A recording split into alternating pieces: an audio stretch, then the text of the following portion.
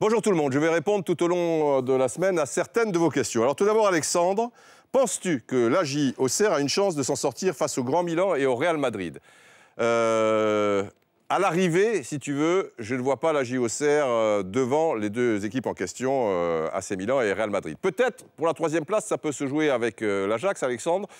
Il est possible qu'au début, tu vois, au début, le Real et Milan, ils ont la tête à leur championnat, quoi, quelque part. Et puis, ils savent qu'ils ont du temps, il y a 6 matchs pour se refaire. Donc là, il peut y avoir des petites surprises. Ah bon, après, c'est du football, hein, tout est possible, bien sûr, mais je ne vois vraiment pas Auxerre terminer soit devant Milan, soit devant le Real Madrid. On enchaîne avec PFC. Alors, est-ce Paris FC? Je ne sais pas, mais c'est PFC.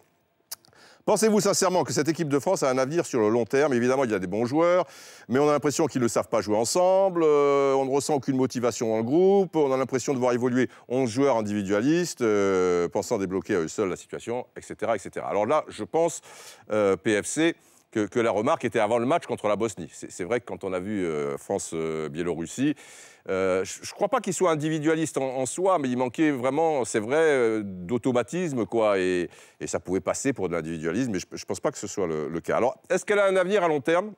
Je vais t'expliquer, c'est très simple. Même après ce beau résultat en Bosnie, et puis il y avait aussi la manière, il faut reconnaître, mais la Bosnie, c'est quoi?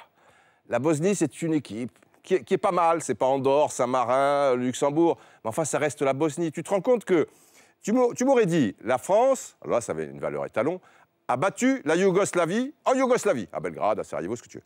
La Yougoslavie, c'était le Monténégro, c'était la Serbie, c'était la Slovénie, c'était la Bosnie, c'était la Croatie.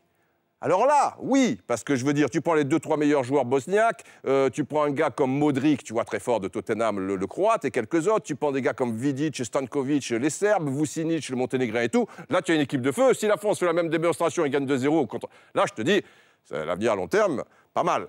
Mais là, tu sais, les éliminatoires, depuis que le bloc de l'Est a explosé, PFC, c'est pas du tout révélateur parce que c'est trop faible. Et finalement, notre vraie valeur, on ne la connaît que dans une phase finale, que ce soit le championnat d'Europe ou Coupe du Monde. Donc pour avoir une réelle idée, parce que je pense que la France se qualifiera facilement pour une phase finale, et donc en l'occurrence de l'Euro, pour connaître la vraie valeur de l'équipe de France, il faudra attendre la phase finale.